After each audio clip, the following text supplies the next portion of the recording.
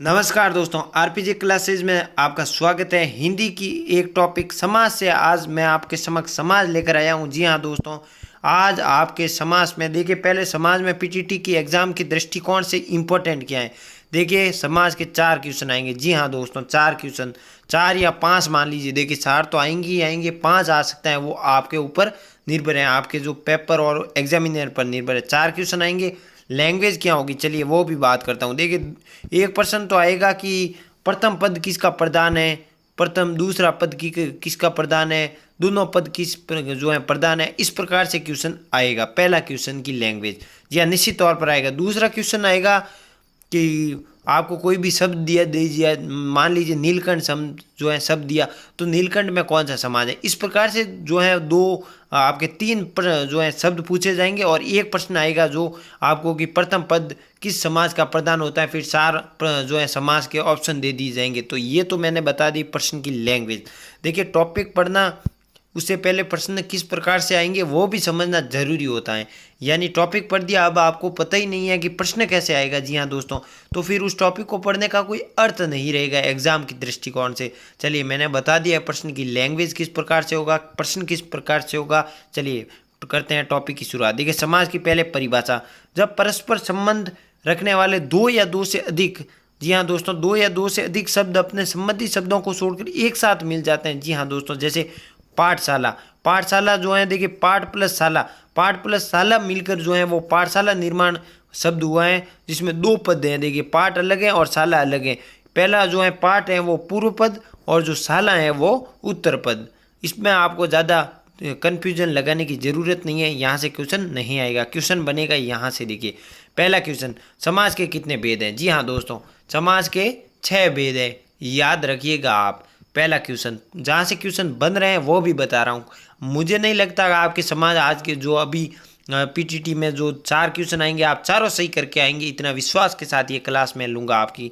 चलिए देखिए, तत्पुरुष समाज, तत्पुरुष समाज में देखिए आपको याद क्या रखना है। जी हाँ दोस्तों, याद रखना है। पहले याद रखने वाले तथ्य बता रहा हूँ। देखिए, थोड़ा सा बड़ा कर देता हूँ ताकि आपको आसानी पूर्वक दिखाई दे। देखिए, कर्ता ने कर्म को करण से संप्रदान के लिए अपदान से संबंध का की रे और अधिकरण में या पर, ये आपको याद होने चाहिए। ये कारक है। जी हाँ दोस्तों, ये कारक है।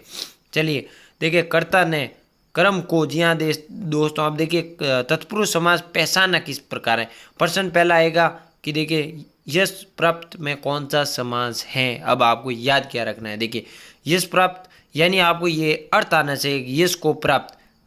ठीक है। अब देखिए, तुलसी कृत, तुलसी से कृत, देशभक्ति, देश के लिए भक्ति, देश निकाला, देश से निकाला, गंगा जल, गंगा का जल, देव मूर्ति, देव की मूर्ति, रणवीर, रण में वीर। चलिए, पद प्राप्त, देखिए उदाहरण। अब देखिए, यश प्राप्त, जैसे मान लीजिए मेरे सामने शब्द आ गए यश प्राप्त। अब देखिए, मुझे इसको पहले तो निकालना है कि मान लीजिए मुझे लग रहा है कि तत्पुरुष समाज है। अब इसमें ट्रायल कैसे करना है। देखिए, कर्म, कर्ता ने कर्म को, ये मुझे याद है मान लीजिए। अब देखिए, कर्म को यश, देखिए पहले लगाता हूँ कर्ता ने, जाने यश ने प्राप्त, ये कोई अर्थ नहीं लिखता, इसका लॉजिक नहीं। फिर लगाया मैंने यश को प्राप्त, यश प्राप्त, बिल्कुल राइट आंसर आया, तो तत्पुरुष समाज है इसमें। अब देखिए, पद प्राप्त यानी पद को प्राप्त, यानी इसमें क्या लगा, कारक लगा। पद प्राप्त, पद प्राप्त में कारक लगा, तो इसमें कौन सा समाज आ गया, तत्पुरुष समाज। तुलसी कृत, तुलसी से कृत, इसमें करण जो है वो तत्पुरुष लगा। हस्त लिखित, हस्त से लिखित यानी हाथ से लिखा हुआ, इसमें करण तत्पुरुष आया है। अब देखिए, देशभक्ति, देश के लिए भक्ति, इसमें संप्रदान तत्पुरुष आया है और ये उदाहरण है तत्पुरुष समाज का। ये आपको बस याद रखना है। यानी मान लीजिए कोई भी शब्द आया, पहले लॉजिक एग्जाम में निकालना। जैसे देश निकाला, आपके समक्ष प्रश्न आया कि देश निकाला में समास कौन सा है, तो इस शब्द को तोड़िए। जी हाँ दोस्तों, अब देश अलग निकाल जो है कर दीजिए और निकाला जो है अलग कर दीजिए। अब निकाला देश और अलग, देखिए मान लीजिए ये मैंने देश अलग लिख दिया शब्द और निकाला अलग लिख दिया शब्द। अब मुझे इसमें समास निकालना है, तो देखिए इसमें जो है मैं कारक लगाऊंगा। देश ने निकाला, देश से निकाला, देश का निकाला, तो इसमें से उपयुक्त आ रहा है, तो इसमें जो है वो तत्पुरुष समाज होगा। जी हाँ दोस्तों, चलिए अब देखिए, पराधीन, पर के अधीन, संबंधवाचक यानी तत्पुरुष याद रखना है आपको। कारक इतने महत्वपूर्ण नहीं है, सीधा आएगा कि समाज कौन है। आत्मविश्वास, आत्म पर विश्वास यानी पर में इसमें जो है वो मतलब कारक लगा हुआ है, इसके कारण ये तत्पुरुष है। चलिए दूसरा समाज हमारे सामने बहुब्रीहि समाज। जी हाँ दोस्तों, एग्जाम में ज़्यादातर आंसर बहुब्रीहि समाज भी होता है। देखिए पहला बहुब्रीहि समाज मुंह पे याद होगा, बिल्कुल दोस्तों। पहले तो देखिए जो भी मान लीजिए आपके जो भी जो है शब्द आया, जैसे तिरंगा मान लीजिए आपके समक्ष, आपको क्या करना है, पहले तो जिस देखिए पहला याद आपके ये याद होना चाहिए, प्रश्न यहाँ से बनता है, जिस समस्त पद में कोई पद प्रदान नहीं होता। जी हाँ, क्वेश्चन आएगा कि ऐसा कौन सा समाज है जिसमें समस्त पद प्रदान नहीं होता, तो वहाँ बहुब्रीहि आएगा, याद रखिएगा। 2 प्रश्न लैंग्वेज की तरह बनते हैं। चलिए अब देखिए मान लीजिए एग्जाम में मेरा आ गया प्रश्न, तिरंगा में कौन सा समाज है। अब देखिए पहला बहुब्रीहि समाज का लक्षण क्या है। जी हाँ दोस्तों, लक्षण देखिए मान लीजिए तत्पुरुष समाज आपको नहीं याद आया अभी, कोई बात नहीं, 5 समाज इतने बढ़िया कर लीजिए। अगर 500 में वो समाज नहीं है तो तत्पुरुष समाज का उत्तर तो हो ही जाएगा, ये लॉजिक लगाइए आप। चलिए मान लीजिए तिरंगा मेरे सामने आया, प्रश्न आया पीटीटी 2023 में, मान लीजिए कि इसमें कौन सा समाज है। अब देखिए बहुब्रीहि समाज का एक लक्षण है, मान लीजिए जो भी शब्द दिया जाएगा उसका एक फिक्स जगह होगी या वस्तु होगा।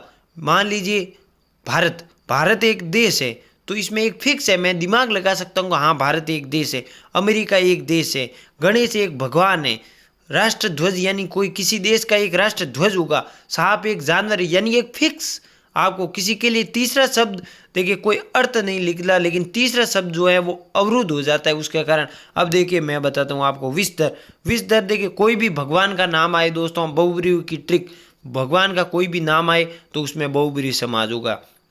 विषधर यानी विष को धारण करने वाला। जी हाँ दोस्तों, तिरंगा 3 रंगों वाला किसी देश का जो है वो राष्ट्र ध्वज है।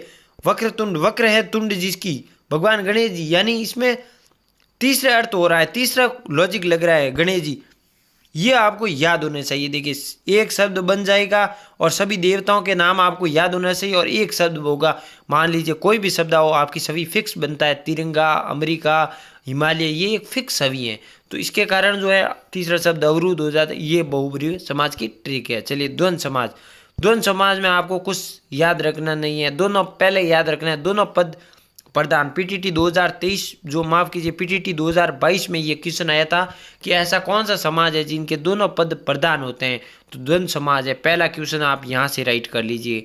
चलिए अब देखिए अन्न और जल, माता और पिता, द्वंद्व समाज का लक्षण बताता हूँ आपको। जिस वाक्य में विलोम शब्द आपको नजर आ जाए, मान लीजिए माता पिता भाई बहन में कौन सा समाज है, द्वंद्व समाज। जी हाँ दोस्तों, विलोम शब्द जिस समाज में आ जाएगा वहां पर द्वंद्व शब्द जो है समाज होगा। विलोम शब्द मिलते ही वो समाज द्वंद्व हो जाएगा। अब सर कहे आप पूछोगे कि याद कैसे रखें द्वंद्व समाज को, तो देखिए ये है द्वंद्व, इसको लिखने का क्या तरीका है, देखिए द्वंद्व, तो देखिए या लॉजिक लगाइए कि द भी बरोबर और ये द भी बरोबर, यानी ये बरोबर यानी विपरीत होता है, तो कौन सा शब्द होता है, विलोम शब्द, ये याद रखिए। देखिए ये द भी बरोबर है सेम, ये द भी बरोबर है सेम। अब माता और पिता क्या है, एक दूसरे के पूरक, तो ये द क्या है, एक दूसरे के पूरक, यानी यहाँ में द्वंद्व समाज में क्या होगा, विलोम शब्द होगा। बस इतना ही लॉजिक लगा दीजिए, दिक्कत की कहाँ है ही नहीं ज़रूरत कोई भी। अब देखिए आप खुद दोगे, जैसे कि ये एक उदाहरण ले लीजिए,